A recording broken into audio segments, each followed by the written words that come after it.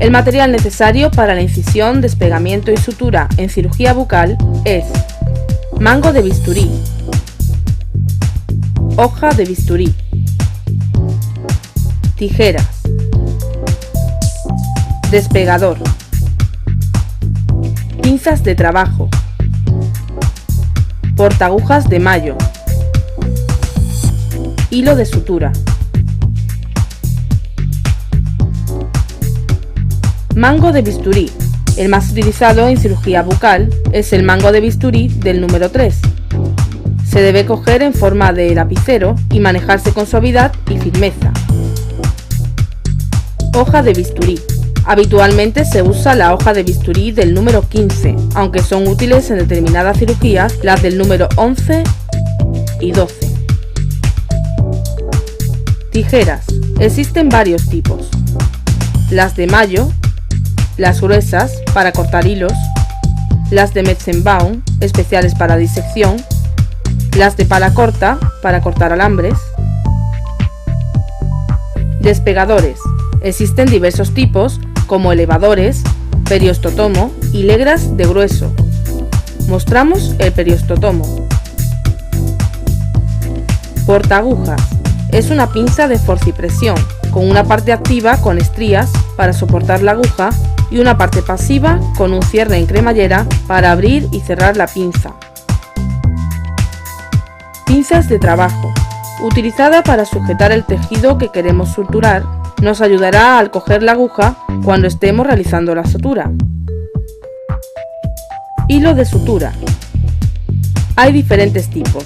El más utilizado es la seda de 3/0, aunque también se usan de 4/0 y 5/0. Manejo del bisturí. En cirugía bucal se recomienda coger el bisturí como si fuera un lapicero, con los dedos pulgar e índice y medio, mientras que los dedos anular y meñique quedarían libres para buscar puntos de apoyo que eviten movimientos involuntarios y den firmeza al trazo.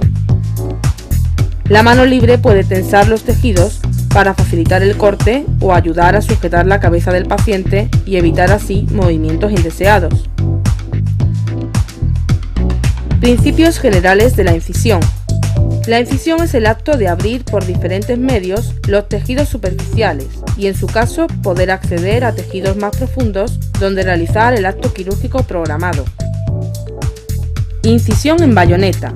Como su propio nombre indica, tiene forma de bayoneta con 3 trazos, realizándose en la tuberosidad del maxilar superior o en el trígono retromolar del maxilar inferior.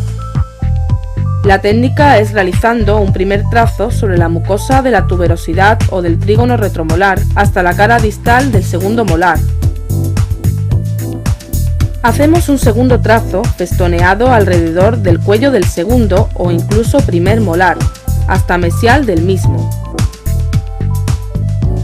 Por último, realizamos un tercer trazo de descarga, que parte de la porción mesial de la papila del segundo o primer molar y se dirige oblicuamente hacia adelante hasta el fondo del vestíbulo.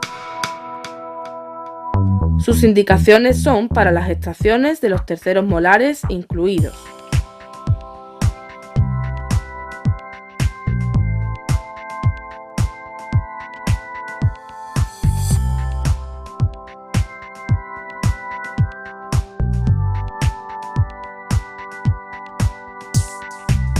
Incisión festoneada, colgajo gingival.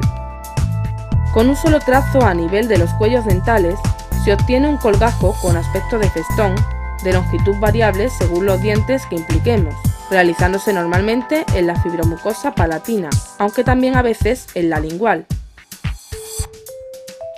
La técnica.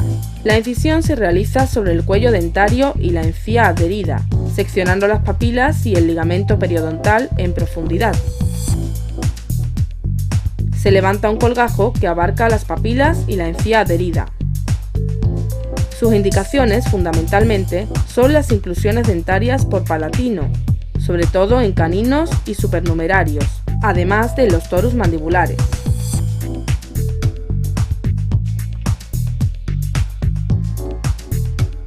Incisión en doble Y. Son dos Y unidas por un trazo vertical, como si fuera una reflejo de la otra, obteniéndose dos colgajos que asemejan las hojas de una doble ventana. Se practica habitualmente en la fibromucosa palatina. La técnica está constituida por 5 trazos, realizándose primero una incisión principal justo encima de la lesión y dos más pequeñas en cada extremo de la principal, con una angulación entre ellas de unos 120 grados. Sus indicaciones: los torus palatinos.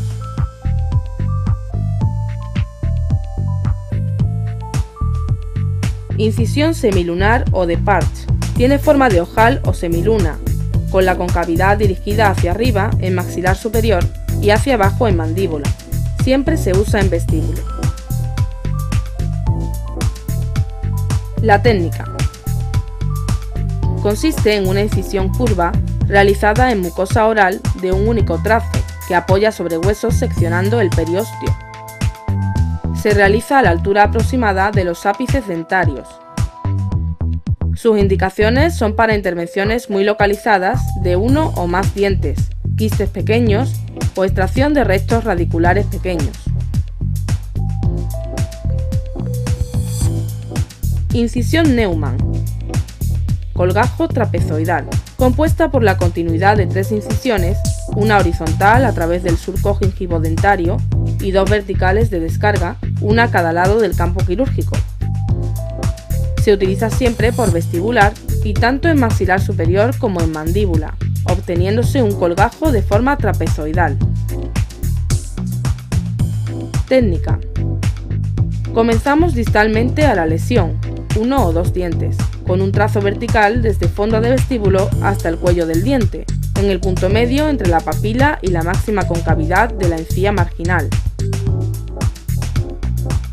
Desde aquí se realiza el segundo trazo festoneado alrededor del cuello de los dientes, seccionando el ligamento gingivo-dentario a este nivel hasta sobrepasar mesialmente la lesión en 1 o 2 dientes. Finalizamos con un segundo trazo vertical desde el cuello del diente hasta el fondo del vestíbulo. Indicaciones. Se utiliza cuando queremos obtener un campo quirúrgico amplio, exponiendo grandes zonas óseas, quistes, tumores, dientes retenidos, cirugía periapical.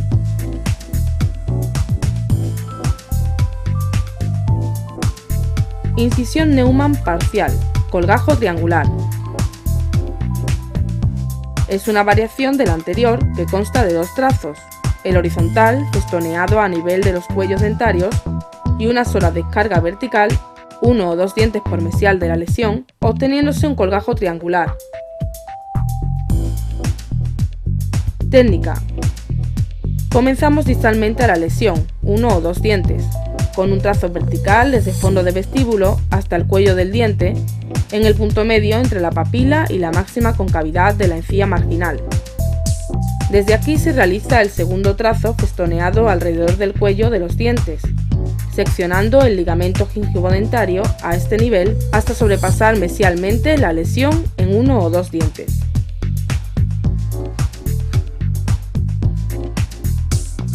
Incisión de Neumann modificada o de Lubezke-Ochsenbein. Es idéntica a la incisión de Neumann, pero el trazo horizontal se localiza en encía adherida, a 3-5 milímetros del reborde marginal. Se comienza con un trazo vertical sin llegar al cuello del diente, quedándonos a unos 3-5 milímetros del curso dentario, desde donde se inicia la incisión horizontal que transcurre siempre en encía adherida. Se termina con la descarga vertical. Esta técnica estaría especialmente indicada en pacientes que presentan coronas preprotésicas, ya que cuando la incisión secciona el ligamento gingivo-dentario, ocurre siempre una recesión gingival, con la consiguiente y antiestética exposición del cuello de la corona. Igualmente indicado en pacientes periodontales. Despegamiento del colgajo. Una vez realizada la incisión planificada, comenzará el despegamiento y la separación del segmento tisular que constituirá el colgajo, que podrá ser de espesor total en aquellos casos en los que se incluye el periósteo, mucoperiósteo, y parcial en aquellos casos en los que se respeta este, mucoso. El despegamiento y tracción del colgajo debe realizarse de una manera firme y suave, procurando ser lo más atraumático posible. Se llevará a cabo fundamentalmente con el periostotomo, en cuyo manejo resaltaremos los siguientes puntos. El periostotomo se coge en forma de lapicero y se introduce en el hueco de la incisión, entre el mucoperiostio y el hueso, de forma que la concavidad del extremo activo se orienta hacia el hueso para evitar dañar el colgajo. Los movimientos que realizaremos serán empujar, rotar ligeramente sobre su eje, levantarlo para despegar y retirarlo. Una vez separado el colgajo, se mantendrá en posición con un separador romo, sin dar excesivos tirones ni tensar demasiado para evitar traumatizarlo.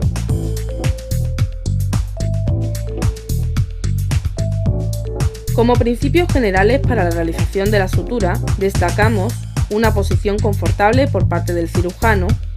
La mano debe adaptarse a la forma de la aguja, es decir, será la muñeca la que realice el movimiento. Se debe conseguir contacto borde a borde entre los labios de la herida, abarcando suficiente espesor y anchura en cada labio para evitar desgarros. Evitar la creación de espacios muertos en heridas profundas, suturando a doble plano cuando sea necesario. El punto lo colocaremos siempre desde el colgajo, parte móvil, hacia la mucosa fija. Tipos y técnicas de las suturas.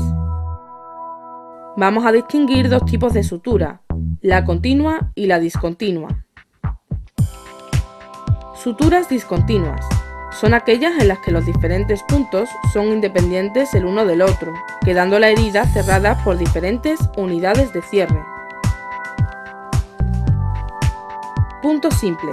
Con la aguja adecuadamente colocada en el porta y sujetando el borde de la herida con las pinzas, pasamos la aguja a través de uno de los bordes de fuera adentro. Volvemos a tomar la aguja con el porta y atravesamos el segundo borde desde dentro hacia afuera, abarcando el mismo grosor en ambos bordes y pasando la mayor parte del hilo. El extremo largo que lleva la aguja es sujetado con la mano izquierda y con el porta cogido con la mano derecha y cerrado, se le dan 2 vueltas al hilo sobre la punta del portaagujas.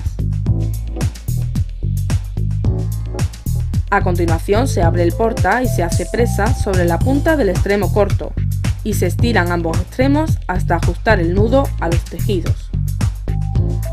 De esta manera se ha trazado el nudo, que conforme se apriete se orientará hacia uno de los bordes de la herida.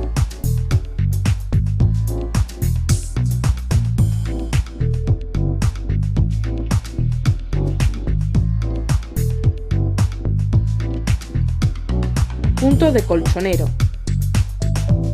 Se trata de un punto de doble recorrido, de ida y vuelta, en distinto plano transversal, pero en el mismo plano horizontal. Para realizarlo se procede como si fuésemos a dar un punto simple, pasando la aguja por los 2 bordes de la herida, y en vez de anudar volvemos a pasar la aguja de la misma manera, pero en sentido inverso, a unos 3-5 milímetros. De manera que ambos extremos del hilo quedan en el mismo borde de la herida, donde se realiza el nudo con las mismas consideraciones que las del punto simple.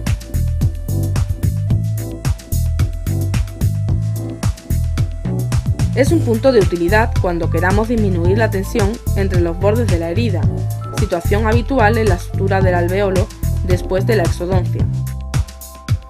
Los puntos que rodean el cuello del diente para la sutura del colgajo palatino o vestibular son, al fin y al cabo, puntos de colchonero. Punto de Blair-Donati o colchonero vertical. También es un punto de ida y vuelta, pero la vuelta, en vez de situarse en el mismo plano horizontal, se realiza en el mismo plano transversal, es decir, en la ida la aguja pasa a nivel más profundo y en la vuelta a un nivel más superficial.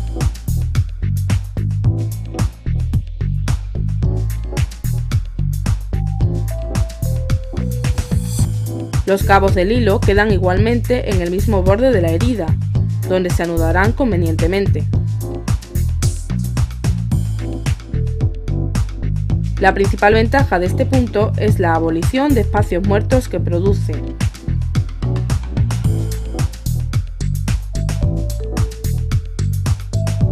Sutura continua.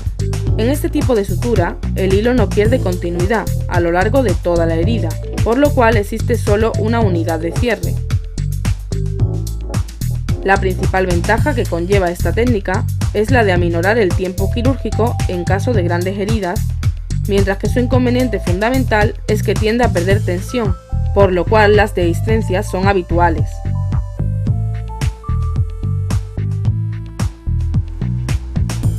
Sutura continua simple. Comienza con uno de los extremos de la herida, realizando un punto simple a ese nivel, el cual se traza y anuda.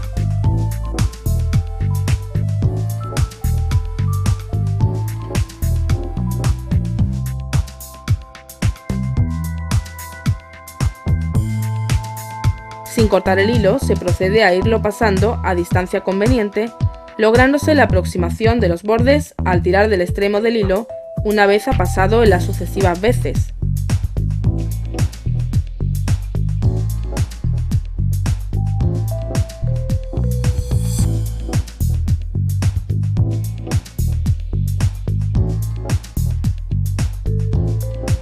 Cuando hemos alcanzado el otro extremo de la herida, en este último punto, no pasamos totalmente el hilo, sino que dejamos una boca que hará las veces de cabo corto, anudando los cabos según la técnica habitual.